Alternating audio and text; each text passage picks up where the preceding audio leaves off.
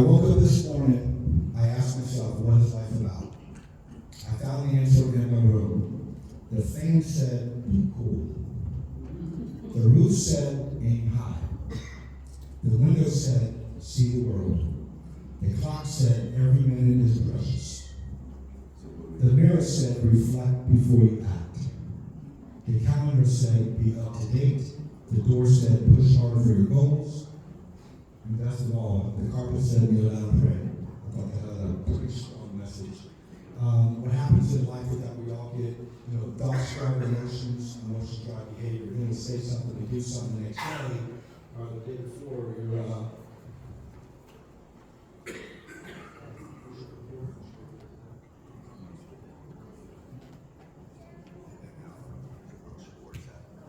one second, please.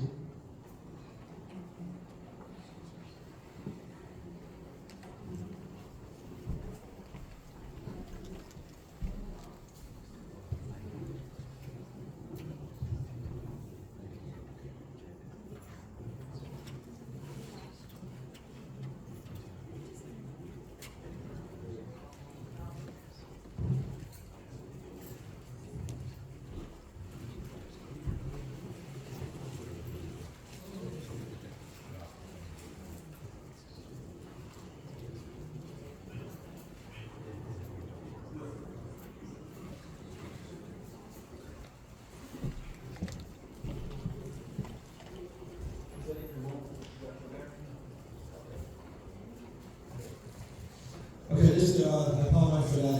What I will do is I will send the presentation to the pastor so that he has it. And I didn't bring it back right. I kind of thought that was already a bit late. But let's just talk about active shooter. So the three main components of active shooter is either run, fight, or hide. There's really no particular order. So Homeland Security has an active shooter is that when someone takes any type of a weapon, and you'll hear active shooter, you'll hear active assailant, or active, so basically, a lot of time active shooter, because somebody had a firearm, pulled the trigger of a firearm. Then it went from active killer, because obviously somebody's taking an act of taking somebody's life. And then now, what we're trying to use now is active assailant. And there was one incident where somebody had a knife, and they were slashing and stabbing a different number of people, and the school staff jumped in and saved people's lives. There's no question that everything is about timing and about positioning. So right now, if you think about if somebody, you got your two back entrances or your two entrances to your church, you have this exit right here, and that's it. So knowing your surroundings wherever we go is this situational awareness is really, really critical. It's always critical. Even with the ladies, when you have your purse, it's not that you're scared or in fear, because you can't really live your life that way. Because you gotta have a great time. You gotta enjoy life. Life is precious, and times, is going. So basically, what I'm trying to get at is that don't let fear keep you at home. You should, embrace your life. It's just that simple.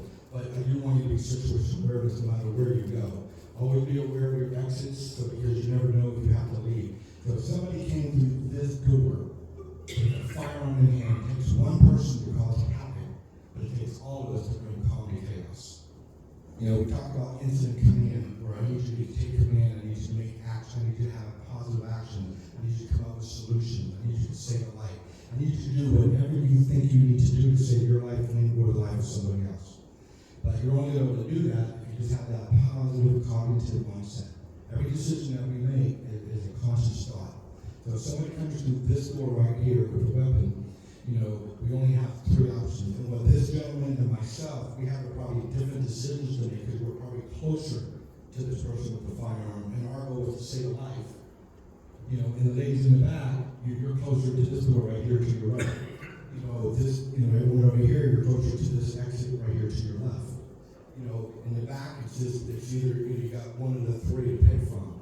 And when you sit up closer, that's why I'm very careful where I sit when I sit with the movie theater, because the one active shooter when they showed the Batman movie, law enforcement got on the scene probably within 90 seconds, a minute and a half. But that death and destruction still occurred. The average person can draw and fire a proven something. That's supported by science. So that's, so for every action, there's a positive and or a negative reaction. So if we can ever, the main thing with Run, Hide, and Fight from Homeland Security and the FBI and from the police department, if you ever have the opportunity to create distance and run for your safety, that is a priority. It's just that simple. You create distance where you feel safe, you be the best 911 caller, and have patience with the 911 operator. We're going to ask a whole series of questions, but a lot of things are being done simultaneously where they're asking all these questions, but they already dispatched the unit. We have a software program that we're now, with our department, called Live 911. So when you call 911, when the officers the officers have the capability of listening to the 911 call before it's even dispatched. We just had a successful call just the other day on that very nature. So Live 911, somebody calls 911, we actually can hear that, hear exactly what you're saying, and we can hear the tone in your voice that, hey, this is serious, we need to get the license sirens to bring calm chaos and save life, because that's really our main priority, is public safety. Enhance public safety and enhance public trust. That we have to do every single day. The day that we lose trust in our community, we fail as an organization. So I just want you to know that our chief, our whole entire command staff, we believe in this methodology. We will fight for this. This is your community. You have thoughts, recommendations for our department that we should be doing better. We have to open line communication. All my years in Overtown, all my years in River City, I was outside my car more than anything else. I played football. I remember back in the day when we gave football cards to all the kids. The kids have to see you out there. Because one day, you got to earn that trust. And one day when you need help, they're going to be there for you. I've had people that I've seen that, 7, 8 years old, all through their teenagers into their adulthood. And, maybe in the crowd, they won't walk right up to me to give me some important information. But they'll walk right by me and go, it's so-and-so behind the house right there. They'll give me that information. There's a lot of ways that I get information. And Crime Stoppers is awesome because you actually get paid to get information in your anonymous. When I worked criminal investigation for my unit, we had a subject that was a career burglar. And it's ironic, so he gave us a confession. We cleared like 11 to 12 burglaries. So he had a nice watch on. So the detective was watching on the camera. I knew the detective would wait and ask him that question about that watch. So when he finally came up to the gate, just out of curiosity, thank you for helping us out. And it takes a lot of courage to come forward and confess when you did something wrong. You don't look back. Direct decision. He goes, where'd you get that watch? He goes, I was waiting for you to ask me that, detective. I bought this watch, the money I got from Crime Stoppers. So he had proof, we verified it, and he kept his watch. It was his. What he did is, there was another guy selling narcotics. Kind of breaking into cars because they have to feed that habit. That's the danger of drugs. They got to feed that habit. They steal from family, they steal from friends, and it's just a cancer that we all got to work together to address. So basically, and holistically, he's explaining that he wants to eliminate his competition. So we called Crime Stoppers, gave specific information and whatnot. We get the form from Crime Stoppers, we investigated, and it was a success. So because we made an arrest, we contacted Crime Stoppers. Hey, this information was of value. Please tell me whoever was anonymous. We appreciate it. We paid them accordingly. And we signed and they get paid. So, and he had all the paperwork. And right when he got paid, he went right to a place that sold watches, and he bought his own watch. So it worked. Now going back to this crime in general, so run, hide, fight. So the first thing, when there's an imminent threat, shot fired. And part of my PowerPoint is I was going to have you listen to shots fired for 1 minute, just so you can understand the gravity of 1 minute, 60 seconds. So in that 60 seconds, if you could run to create this, that's exactly what you do. It's just that simple. If you have no choice and you can't run because it's dynamic and the shots are close or you have a visual, if you can just lock down, and that's when you lock down, lights out, your phone's on silent, you're locking everything down, and you're as quiet as can be. So that way, he or she can't. Because what they're looking for in an active shooter, there's a science and methodology with somebody's going through that, is they're expecting to have an easy target. They're expecting to have all the traffic that they can, and then most of the time they end up committing suicide. Before law enforcement, the average response time for law enforcement is pretty much about 3 to 6 minutes, average. our response time, once we get dispatch on that call, is like less than a minute, if not 2 minutes, especially on high priority, shot type fires. I mean, I don't know if you remember at the Film Cookman when we had that lockdown a few weeks back, less than a month ago, I think. That was all hands on deck, and that was a false alarm, that was a bogus, that was like somebody who just called from another state who just caused havoc. But we had to treat that legit until we prove otherwise. And then we had some lessons learned on that, with line of communication with security, and the list goes on. With the chief, and it just continues. We had one at Mainland High School, we had one at Bethune, and Emery-Riddle, we have a threat called Emery-Riddle as well. So those are our 3 big schools. But again, run, hide, fight. So run is your first priority if you can safely. Hide if you have no other choice. And if you have no choice, last resort to fight for your life, the state statute, which is Chapter 776, empowers you and anybody in this room to defend yourself. Absolutely you can. That's why from a police department standpoint, if we arrive on a call, people are involved in a fight. You can't put both of them in jail. It makes no sense. You got to do your due diligence to find out what happened. And one person's the aggressor and one person's the victim. You don't hold the victim accountable. This is like domestic violence. Domestic violence, unfortunately, starts at home. And on domestic violence, somebody's going to jail. We have to do our due diligence to find out who the offender is. And a lot of times it's the females too. They're violent too, unfortunately. Not always the guy. 30 years back, if you were arriving to a domestic violence call, hey, we would ask the height and weight of the other guys, your football material, because he's going to jail. We don't have the facts yet. Today it's slow down. Let's just separate where the common chaos, confirm the facts, confirm the injuries, and then we hold somebody accountable. Which is unfortunate because family violence, domestic violence at home will end up somewhere else, at school, at church, in the mall. And so that tragedy at home is brought into the other aspects of our daily lives. And this is our daily life. I mean, it's not just Sundays, Wednesdays. It's, you don't celebrate everybody's birthday or, and I love that you open up the floor to allow someone to have a special, notice or mention. If somebody gets married, somebody has the birth of a child, and somebody recovered, and all the positive things that happen in life. Run if you can, you hide if you must, and then you fight if you have no choice. And then when you fight if you have no choice, it's a matter of an effort. You can take a 6'5" football player up here, and 1-on-1 is going to be a tough one, but 2-on-1, 3-on-1, 4-on-1, 5-on-1, 6-on-1, and every one of us jumped in. He's not going to be as strong as he can. We do these drills in the academy with the biggest guy in the class. I'll get the smallest female, the smallest male, and we'll have them do a drill, and the big guy always does well. But then I'll have that big guy run like from light pole to light pole, all the years on SWAT. I'll have him I'll just try to get him tired. And then the same drill is not as effective. Or I'll put 3 to 5 or 7 on him and he's not as effective. So numbers matter. With regard to that. I know that every gentleman in this room would do nothing other than the highest caliber to save somebody in this congregation without failing, and I thank you for that. That's what great gentlemen do. They live out the purpose of Lord Jesus and the Word. They lead by example. They mentor, and mentorship of our kids is what it's all about. And all the ladies in the room, gentlemen, we know that's the boss at home. And that's the guiding force for what we do and why we do it. It supports what we do and why we do it. Life is very simple. I think a lot of it is complicated.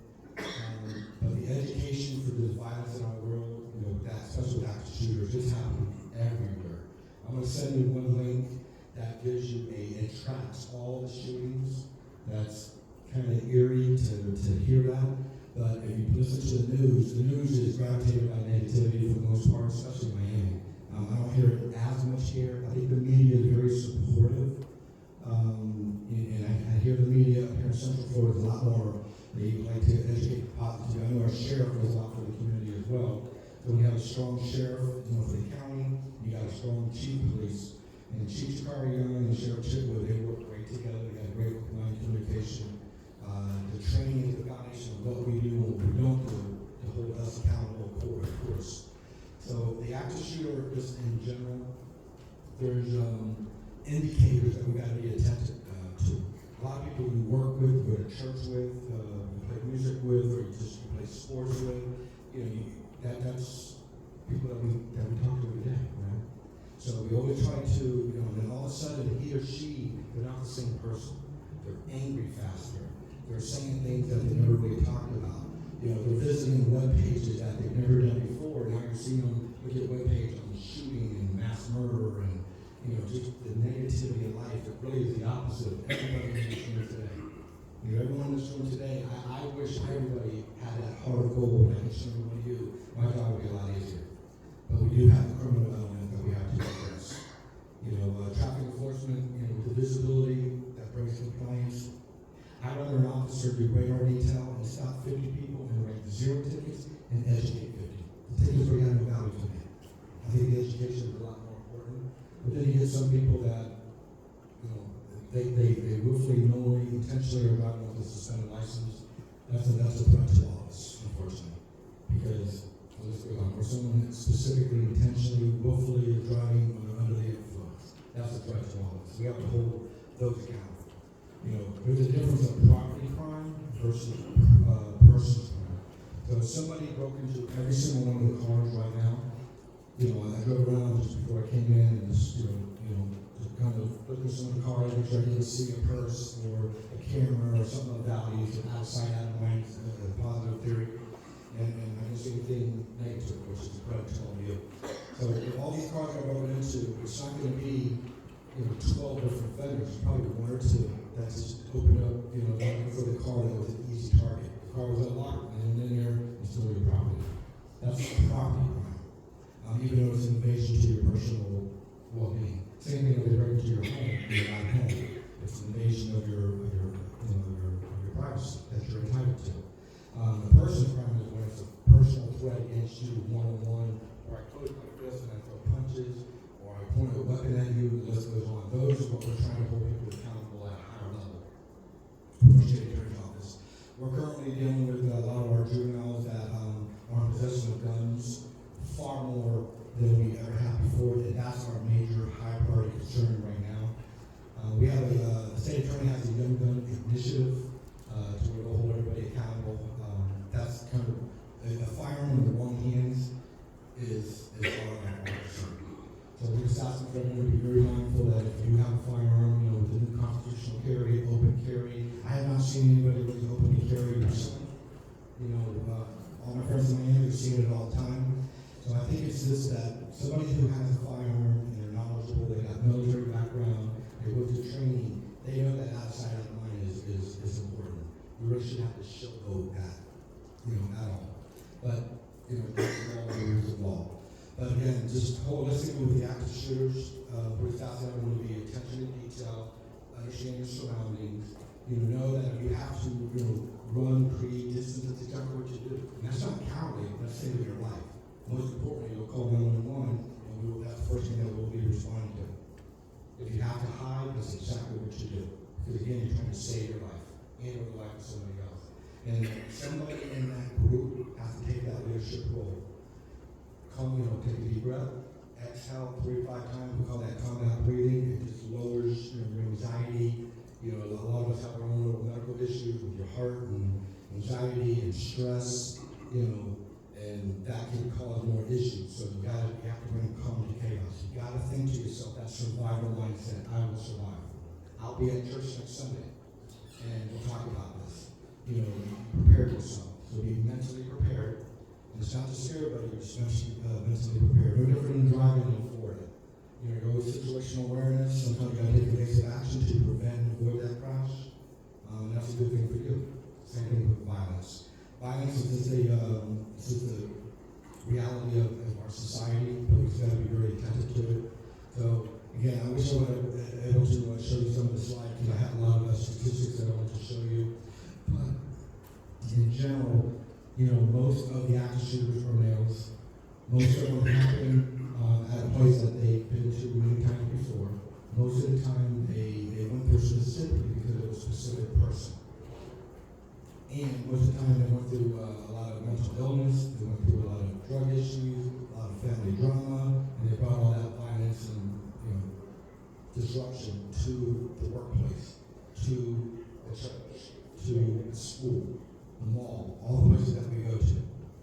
You know, it's not scary, just be alert. All of you have done very well in your life of being careful, being attention to detail, and knowing, you know, you're watching people's hands. When you see violence starting to occur, you kind of create your distance. And all you can do as a great leader is be that best 911 call. And who will respond, bring calm chaos, and hold somebody accountable that we need to. Any questions on, just show of hands, who's ever had their car broken into? Bad feeling, and that's just your car. I understand. Anyone ever had a home broken into? It's even worse. Because that's your safe haven. You work hard for your money. And, you know, so that's where, you know, cameras are important. And cameras, you know, you'll go on at 1080, you have infrared. I'd rather you have 2 or 3 cameras of evidentiary value. That's clear, concise, very clear, even like infrared at night, versus, you know, 12 cameras. Because the state attorney, when it comes to cameras, there's only 2 options. That video was either of evidentiary value or it wasn't. So that's what's really important. You know, locks, you know, lighting around your neighborhood, but that's just basics 101. But you're just trying to make your target, your house, your property, you know, a little bit difficult for someone. There's 3 elements for a crime to happen. You have to have intent, ability, and opportunity. So we really can't deal with the intent and the ability other than educate, but the you know, the opportunity is where we can take away the opportunity. And that's really what this is all about. Take away the opportunity, so that way you are not the victim. The active shooter is a different world because somebody has a mental mindset to come into an establishment, where it may be, with a firearm, with one goal to, you know, kill as many people as they can. It's a scary thought. It's the opposite of what we all believe in. It's a murder. It's a mass murder. 3 or more killings in one setting is considered an active assailant, active shooter, or active killer. 3 or more. Based on definition from Homeland Security and or the FBI.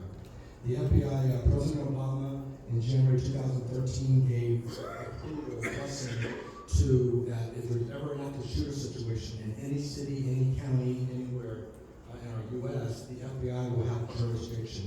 The reason why they do that is it's like a federal crime. And that's important because a federal crime is more, I mean, a death is a death in any manner, especially with one of our loved ones. So, you know, the indicators are important that, you know, somebody gets the help that they need, that you get in touch with law enforcement. Again, case in point, with the mom trying to evict her own son, you know, out of all someone to evict is your own family member. That's a tough decision to do. And then you got, you know, the locksmith that was shot, you got another officer that was shot, and a female officer that was shot in line of duty. And even though I say female officer, it's different if a female officer shot in line of duty versus a male. Still a human life, but I think the female aspect of it is just more difficult to grasp. Because every time I think about a female officer, I think about my mom, my sister, you know, my wife, and or anyone that any gentleman in this room would want to protect. So it just goes from there. But, you know, again, I will send you the PowerPoint so you have it. Or if you want, I can open it back another day. I'll bring my projector, you know, so that I can show it. I did have a couple of videos in there. Yes, sir. Okay, and I know we're talking about active shooter, Yes, sir. but in this situation, in this environment, all our doors are locked. If we have an active shooter, they're gonna come through these doors. And if he or she is coming through this door, because again, we're gonna think they're just someone coming to worship. Understood. So they're coming in this way, they've got their gun. What do you suggest that we do to save ourselves? That's a great question, and thank you for your question. One thing that's important is nobody should be able to walk into your church without a leader in our church, because there's a lot of great leaders here. So everything's about, you know, if you take all your, I guess you have a security team, right? So your security team should never, let's say you got, I don't know what the number, but let's just say you have 4 security team members. I don't need them 1, 2, 3, or 4. I need them to be one over here, one over here, maybe one up front. Got to protect the pastor with the stick. But you just want them spread out very specifically. It's very strategic. So that way, there's always somebody. And I did email some brochures to pass out to everybody. It's called The Power of Hello. So So when somebody walks through when somebody's approaching in front of your church, you should, that smile on your face, but you're watching your hands. What's in your hands is really what it's about. Is that power of hello. You see them coming and you don't recognize them, or you recognize them. It's that, hey, I see you, hey, how you doing, man? It's that meet and greet. That's important. But now that you get that meet and greet, and now you see a firearm in their hand, that's where there's no holding back. It's time to take immediate action. And that's where done, and that's where your team steps in, because, just like law enforcement and the leaders in this church, they're going to go towards that threat to save everybody's life. It's going to be exiting if they can. It's just that simple, because you only got 3 options. It's really that simple. You're either going to run, and if you can, that's exactly what you do. If you have no choice to run and you have to hide, that's exactly what you do. And if you have no choice to fight for your life, that's what you do. And I say it in 1 minute, because everything's going to happen real fast in 1 minute. That's why I had my presentation, I was going to leave us in the gunfire for 1 minute, just so you can understand how long a minute is. When you just stare at your watch for 1 minute, it's like, man, that's a long time. If you just stare at the clock, waiting for church to get over, or waiting, time for dinner or something, and you just stare at that clock, it takes forever. So time slows down when you're trying to speed up life.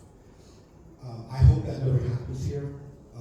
It's just a matter of just being mentally prepared, having a great plan in action, and that's where you have your leaders, male and female, because the females come up with phenomenal, visions of what they should have in place. You can only do a tabletop exercise. And the tabletop exercise is only 30 seconds to a minute. X happened, what action would you take? I like that. What can you add to it?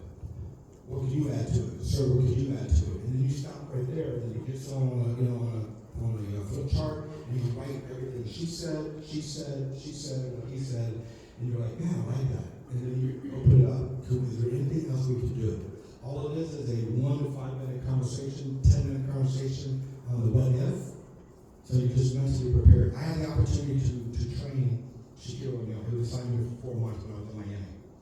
So what I learned from Shaquille O'Neal when I was the commander of Coconut Grove, LeBron James came to from Miami Heat. He had this mansion on the South Bay Shore, kind of around the corner from where Madonna and Sylvester Stallone used to live. So a little bit of money, right? So I was the one that I met his family and met his team, his agents. So we had a security team at his home 24/7 every day of the year when he was there, when he traveled with his family. So, I gave LeBron James like a $30,000-$40,000 invoice every month. This is what I learned from LeBron James and Shaquille O'Neal when it comes to mental imagery with their respective field. We know how awesome LeBron James and Shaquille O'Neal were back in their day, right? And LeBron James is today. So it's a mental imagery to where they put themselves on the free throw line, they close their eyes, and they see the basket, they hit the ball, they bounce it twice, and even with their eyes closed, they can make these shots. They got a mental imagery of what would they do on the what if. So I took that analogy with violence, and it's the what if. If somebody started running at me, with nothing in their hands, just that person, what actions would I do? If somebody walked into my church with a firearm, with a knife in hand, what actions would I do? And hopefully there were indicators that came up before that tragedy happened for us to take action. It's okay for the pastor and for the leadership to meet with the young man and to going through a tough time. They may have a death in the family. They may have lost a child. They got terminated from their job. We all have our points in life to where, man, this is tough for me. But that's where, especially the church steps up for the members more than everybody else, which is admirable. That's why I love being affiliated with churches. There's several other churches we're doing presentations for, and one thing that I will also tell you, sir, is I have information from Homeland Security. There's a wealth of grants available specifically for a church that enhances security. So I will make sure I get that. I can even take out lunch and give you all the information as well. So we'll follow up on that. What's powerful about one church is that what if every quarter or every 6 months or once or twice a year that all the churches came together? You talk about a strength and a community unity. That's powerful. 100 churches in Daytona Beach. I don't know if you knew that. There's a lot of churches. There's a lot. Did you know that? Did you know that many? There's well over 100. Yes, sir. Is there a question? Yes, this is a question about, in this church, we have some unique circumstances that are challenges because for one, we have multiple exits. You do. And we have this big wall right here that in most churches you can look from any place it seems coming from. And here you go. From the door. You're right. With respect to that, could you speak to how we can secure, once the person is in, they're in, but about how we should go about making sure that the place is secure so that no one gets in without being seen, and also about the parking lot as we're coming in, the kind of awareness that we need to Correct. have. Understood. Great questions. Without the number, there's cameras internally? Yes or no? No? And no cameras externally? Okay. See, that's the beauty of the grant that we'll follow up on that has funding sources for our churches, specifically to enhance security. Everything's about enhancing security. So if you have cameras on the external, then one of your leaders, everybody has a role, just like football. Your offense, defense, wide receiver, your quarterback, your running back, everybody has a role, right? So when you have your team of experts that's in place to get the word, that's really important. But you got another responsibility to ensure safety. So if you have cameras outside, somebody in your leadership security role should have access to that phone, so that they're still listening to the word of God, but somehow that they're also multitasking. They got a visual of the 360 where your cameras are at, so they can see something coming prior to it. If that makes sense. And then you test that. So you put somebody, sits in this gentleman has the phone, and everyone thinks, hey, I can't believe watching the phone. When the pastor's giving the word of God, he's actually doing two roles. He's listening, but he's just a visual. You can't cheat. You can't watch football at the same time. You gotta make sure you're watching the parking lot. Because that's important of the role. Just like I tell law enforcement, you can't be wrong. You can't arrest somebody and oops, I didn't need to. No, you can't violate someone's conscience. We have to be right. So we have to be right. When you're watching that camera and you see something that's a concern, you'll get up with another security team and you'll meet and greet, power hello.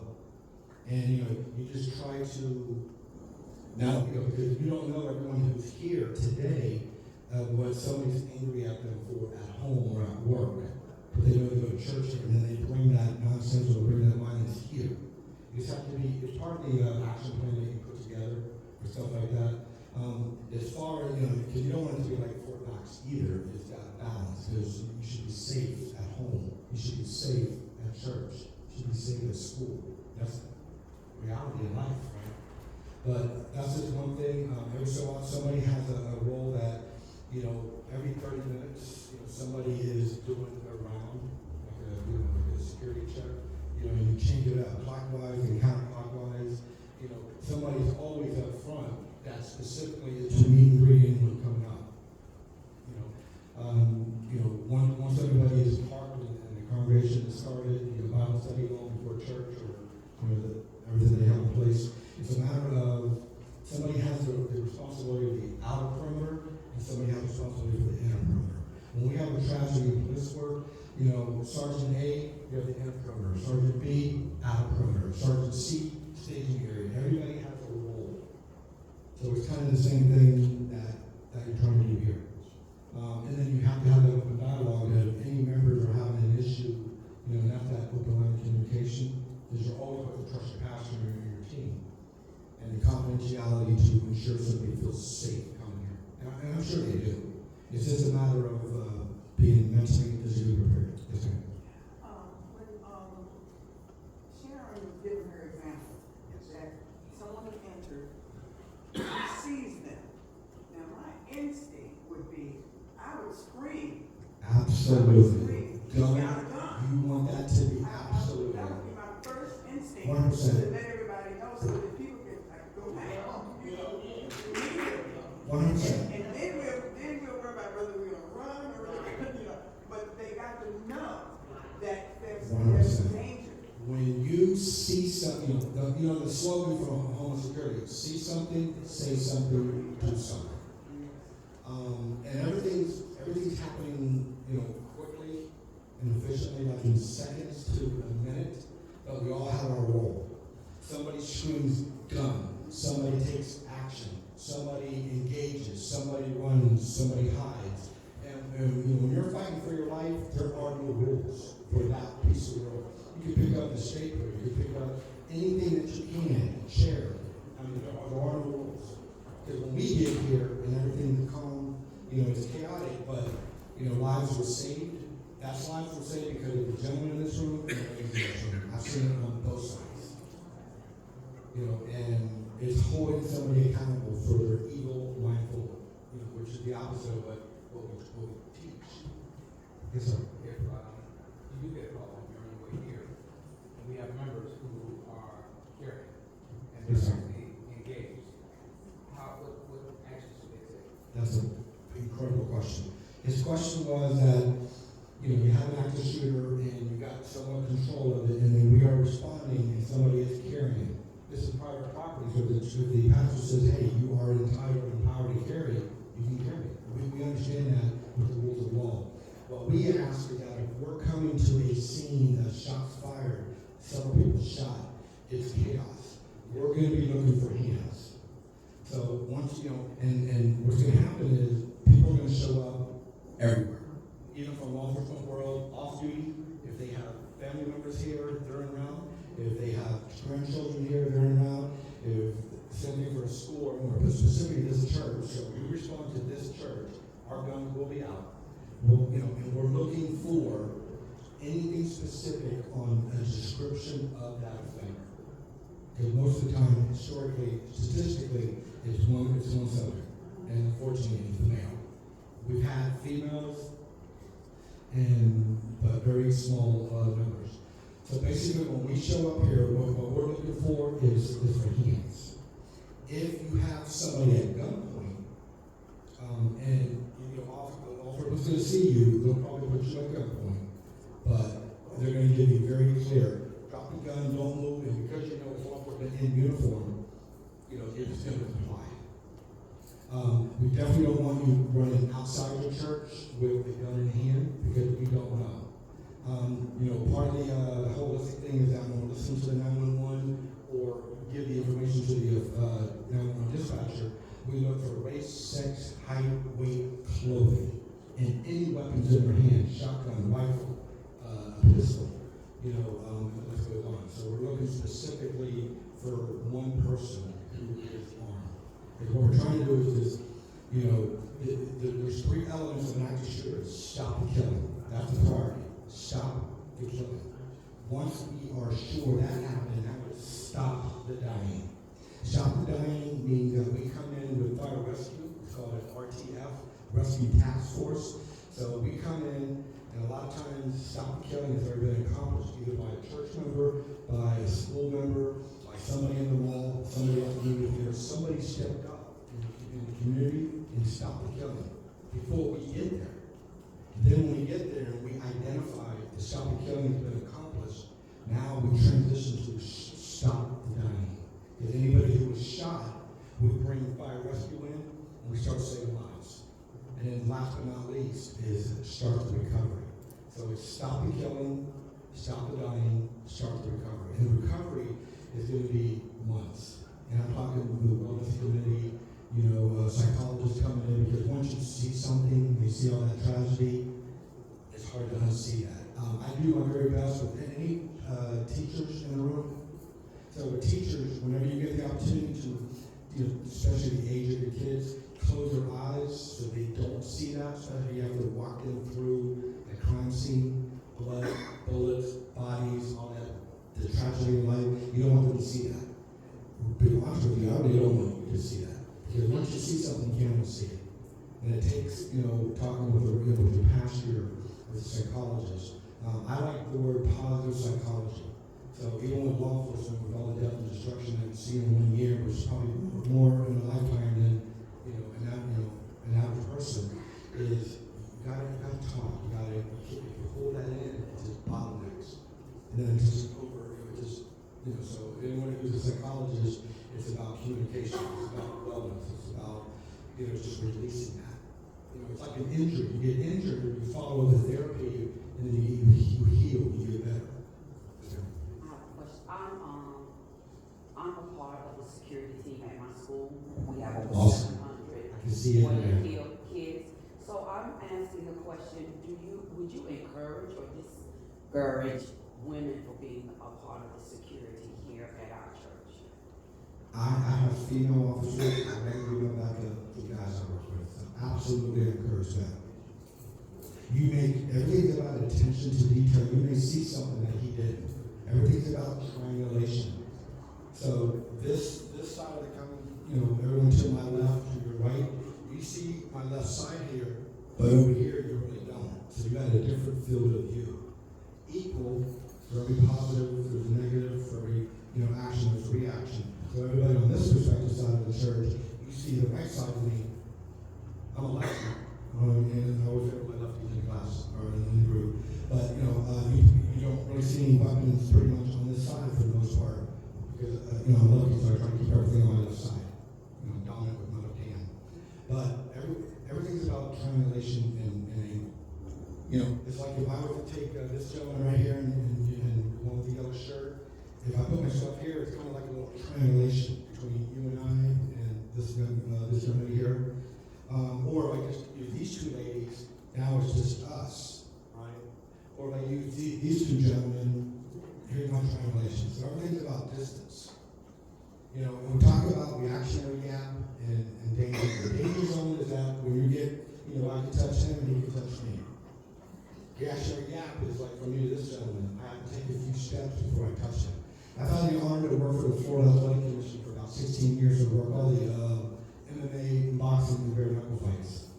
I was supposed to work a bare knuckle fight in Paraplane last night, but wife had plans, so I couldn't go, so I stayed home. But which worked out well because I had the honor and privilege to talk with you today. But I want to share that with you is that with the MMA world and the bare knuckle fighting and the boxing, a lot of the gentlemen in this room probably like watching that from time to time, but I see a lot of females that like watching that too. But everything's strategic. Everything's about distance. Everything's about strategic. It's about a plan. It's about, if this happens, this is exactly what we want to do. So everything's about foreseeability and predictability for all of us, for our safety. So, and I love that everyone takes an active role of how can we make this church safer. That's exactly what this is all about. It's being, attention to detail. It's about having a good action plan in place. That if I have to run, I will. If I have to hide, I will. If I have to fight as a team, we will. Now, the tragedy and reality in life is that if somebody came through this door right now with a firearm, let's say myself, this gentleman, this young lady, if us three ran towards him to do our very best to save life, one of us may get shot. So I get shot a couple times, and then he gets a good hold of him, and then she gets a good hold of him, and now you recognizing it, you recognizing it, you recognizing it, you recognizing it, and now I got shot, but all of our actions together as a team, we just probably saved everybody. Because that coward who came through that door with a firearm, if he had the opportunity, he would have shot everybody. That's what cowards do, they take advantage. Now, Zanita made a good point, because over there in that choir stand, they get to actually see everything this way. They got good eyes this way. That's important. Because again, those doors are going to be locked. I'm still stuck on coming this way. And everything's about position, right? Yes, I'm still stuck on this, coming in this way, this side, that side over there with the gun. And the gun might not be visible at the time. They have our church is set up so where a killer could come in, have a seat back here somewhere. And I'm sorry, y'all, but I like scenarios.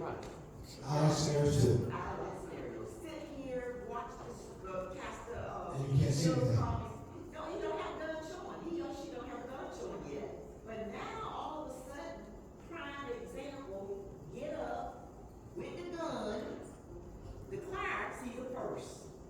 Everybody will. I know you security, but you're back that way. I mean, you're that way. You can't see him. But in this case, over there they yell gun. Then do we stand up and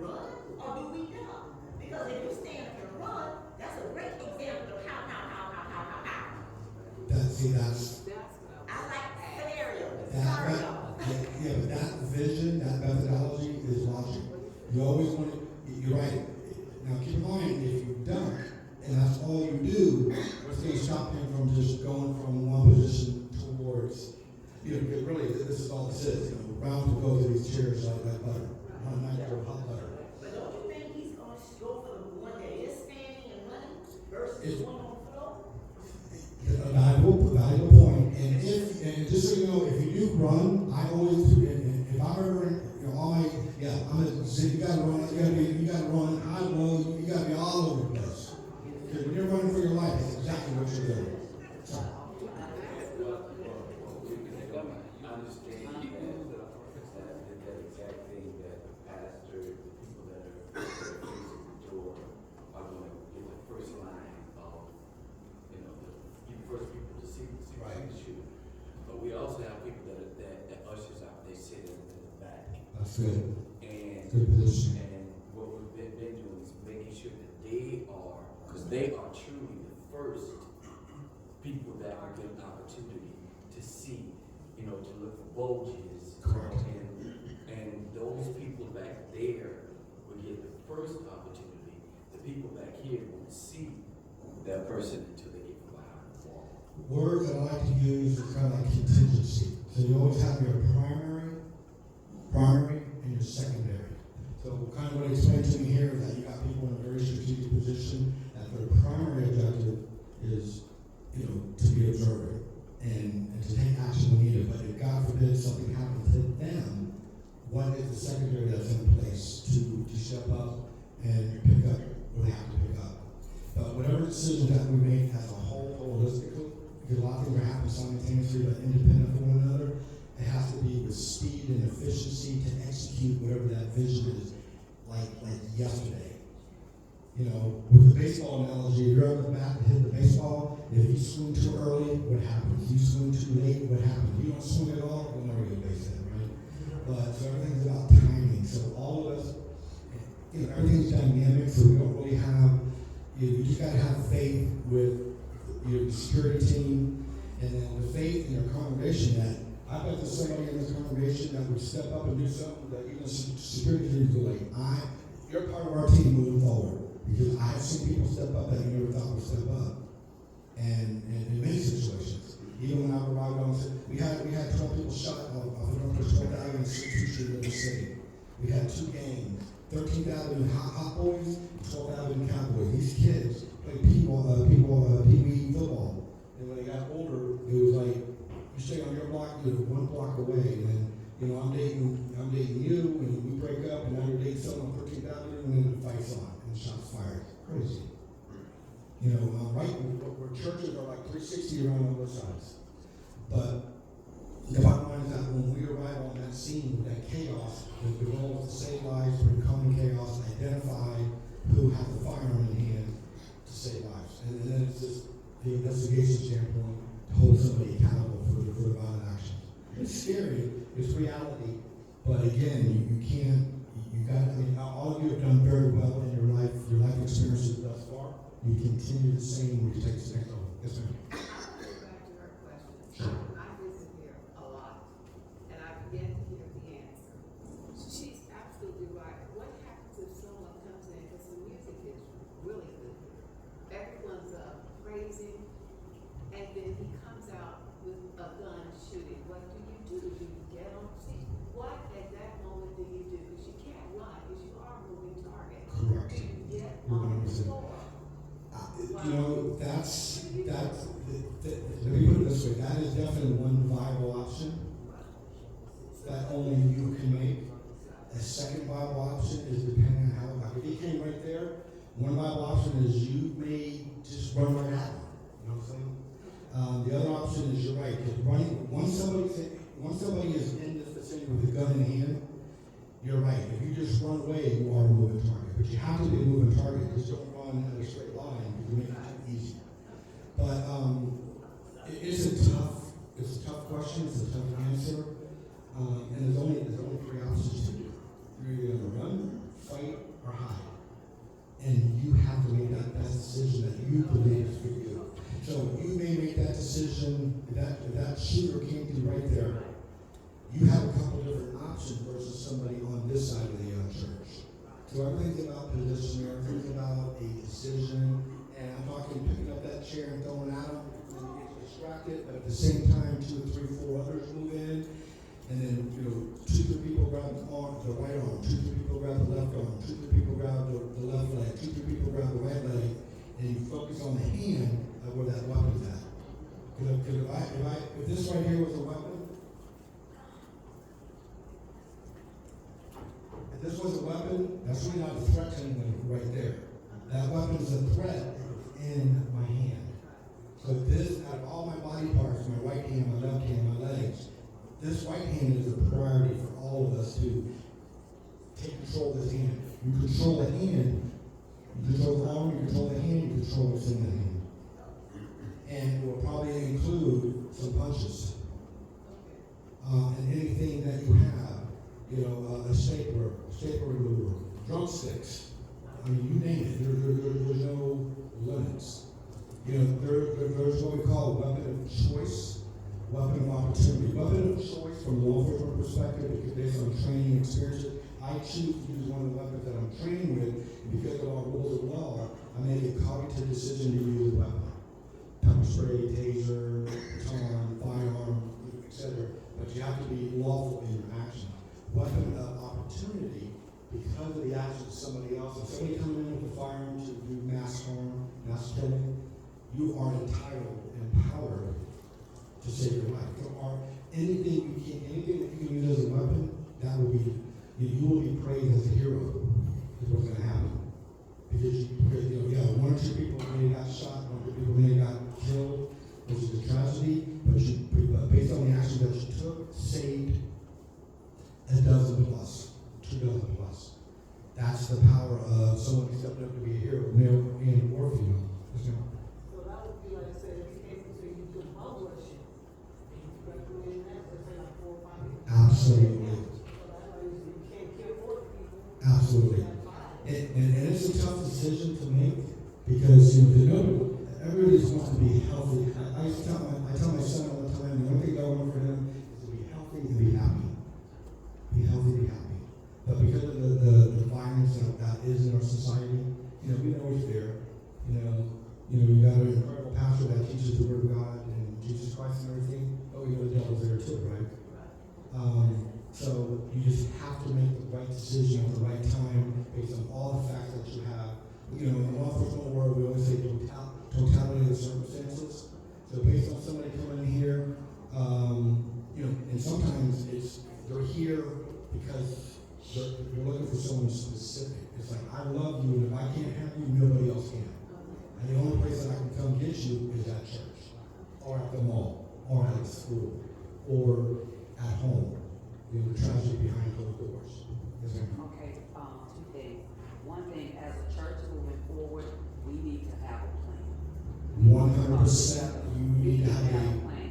And then we need to. That I agree with. Just like in school, we do drills constantly. Yes. So we need to do drills, have a plan, and then do drills, so that we will be prepared if something happens. I know we may be scared, and it might be out of the blue when things come, but at least we'll be prepared, and we can go back to that knowledge that we planned for.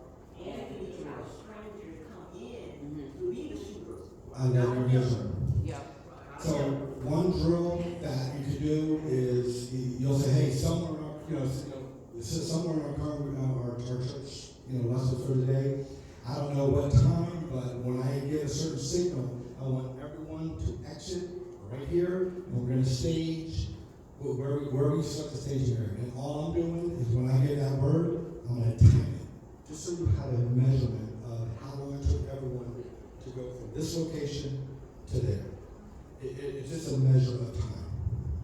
Again, the average person can draw a weapon from any position and fire a weapon at 2,500 per second. So what does that tell you? That 4 rounds can be fired in 1 second.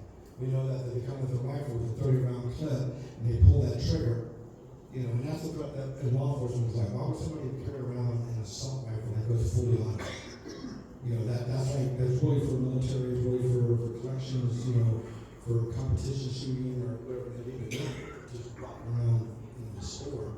In Miami, I got friends of mine in Miami who are like, yeah, I go to Publix and all these other stores, and people slinging AR-15s around the shoulder and shotguns for showboating. I would never do such a thing. But when the law is open the way it is, we don't make the law, we just enforce. We have to comply with the rules of law. Because we've gotten some calls, hey, somebody has a gun on their side. Legally lawful, we can't do anything. If somebody has a gun on their side and they're rude, angry, malicious, making threats, that's different. But just walking around with a gun on your side is legal now. One of the things that I do is from time to time, especially the fact that our church, we have, some challenges because we have so many doors. Correct. What I do is I create scenarios in my mind. The shooter came from over there, what would I do? Or if the shooter came from over here, what would I do? If in the choir stand, we have a door back there, people in the choir, that might be a good idea. Hey, what would I do? The shooter came from over there, from over there, from over there. Just create scenarios in your mind, and from time to time, what I'll do is I'll go through those scenarios in my mind and say what would make sense. So, maybe it'll sharpen your reaction time by that 25 100th of a second. Absolutely. To keep you from being the person's. And in life, everything's about doing nothing has never been an option for me. Zero. But making a positive cognitive decision on the actions you will take is critical. And as fast as you can create distance, as fast as you call 911, and we hear that 911 calling, it's not just Daytona Beach Police Department around here. It's going to be Holly Hill or Orange, Ormond. It's going to be the Sheriff's Department. It's going to be Fish and Wildlife. It will be a massive 150. When I got on the scene at Pacific Cookman, I kid you not, I think there was like 100, and I got there like within 2 minutes. There were like 100 plus officers. I'm like, where'd they come from? I don't know where they came from. But, so, from the moment that the tragedy begins, that clock starts ticking, that 1 minute is critical. That second minute is critical. And the faster that we react and respond based on, your instincts, trust your instincts, trust your judgment, and trust your training. That gets you through the tragedy. And then it's the positive that, you embrace, you pray on all the phenomenal leadership and decisions that were made within the church that saved lives. And that's something that can be honored, throughout. And then you're going to honor and praise, unfortunately, and give honor to the family of anyone who lost a life. Because sometimes someone's going to lose a life if they're trying to save a life. That's the tragedy in our society. I would love somebody putting in a gun malfunction and we take control. But open line communication is everything. So I love the question. That's kind of what this is about. If you ever have a round table, I'll invite me, I'll come. But I will definitely give your team, your leadership team here, some information from Homeland Security to reach out for some grants. You're already eligible just because you're a church. This is a matter of putting it on paper and submitting, and then you get funding for additional cameras. That could restructure, that could redesign this if need be, because it enhances safety. You don't want to put like an 18-inch Connex mirror. It's no bigger than this. No bigger than this. Over here, so pastors all of them everywhere in the church. You can look at that mirror and make sure his hair is looking good, and but at the same time, he gets a visual up front. And on this side, we got one little Connex mirror here. And no one's going to think anything negative of a Connex mirror up here, right? It's just a matter of it's this there. But we all know that everything in place is to enhance safety. And I think everybody embraces the fact that you can enhance safety. Because that's what this is all about. Prevent the preventable. And it's just, the workshop that you do within there's a wealth of expertise, a wealth of leadership in this room that you brought through your life experiences, from being at school, all the training that you've gone to. Now you take all the expertise in the church and it just makes it more powerful. Any final thoughts, questions? And I promise you I will give them everything I can and I'm always available for you. Thank you. Thanks so much. Real quick, yes. Go ahead. During the day, I noticed that frequently there is a patrol car or two parked in front of mine. And I think we appreciate that because there's a lot of traffic through here. People taking shortcuts.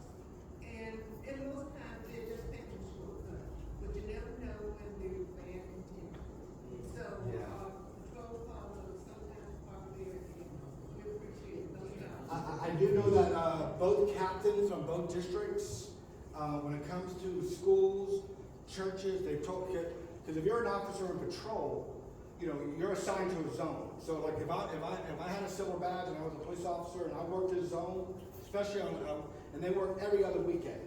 So I may not work this weekend, but next weekend I'm on duty. So I always made it a point to if I work this area, if I had to catch up on paperwork, I will always park my car in the church. Can never go wrong. I will emphasize that point to both captains. Hey, just, you know, the congregation has some great points, very supportive. They did ask that if the unit is available to just spend a little bit of time in the parking lot when the lot's full, which means that the church is praising God. It's just a kind of a good positive thing. I mean, I can't control the calls for service, but when they're in service, they control where they park at. So that's a good thing. But I'll emphasize that point. Thank you so much. Put your hands together for him. And we're going to wrap up with just two things. This is really good, really rich. This is why I wanted it to happen, because of course we know that we can't tell you what to do, but the point of this was so that you can make informed decisions when you do decide to do something in the event of a tragedy. So from this, we're going to do two things. We're going to do drills. I was taking notes so that everybody can know exactly what the expectation is from us as a church, as a collective. But we're going to get together with our security team. We're calling it the Peacekeepers Ministry, and we're going to have very specific plans of action in the event that things go astray while we're in church. Because please, I'm going to ask you personally to be on our team, since you're already on the security team somewhere else. Amen.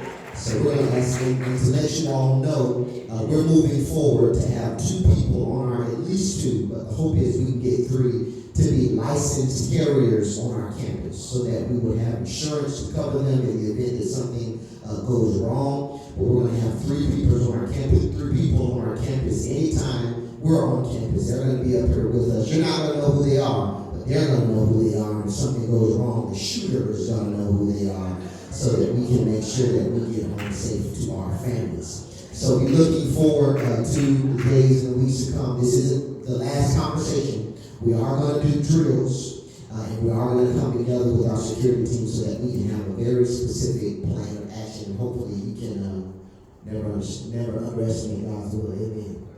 So we're going to get with you so that you can come and with our security team so that we can have some very specific things that we go over. But thank you for coming out. Thank you all for staying for this very important thing. Let's pray so that we can be dismissed. Our Father and our God, we're so grateful for the time that you've given us to share here. God, we hope that we never have to use this information, but God, we ask that by the power of your Holy Spirit, if something goes wrong, that you would empower us and strengthen us with the wisdom and the courage to do what needs to be done. God, we ask that as we leave this place, we never leave your presence, that you would walk with us as we continue to run this race, speak to our hearts, as we continue to lift our voices and hold us as we hold fast in faith. It's in the name of Jesus we pray. And everybody who believes it, say amen. Amen. Go in peace, friends. Love and serve the Lord.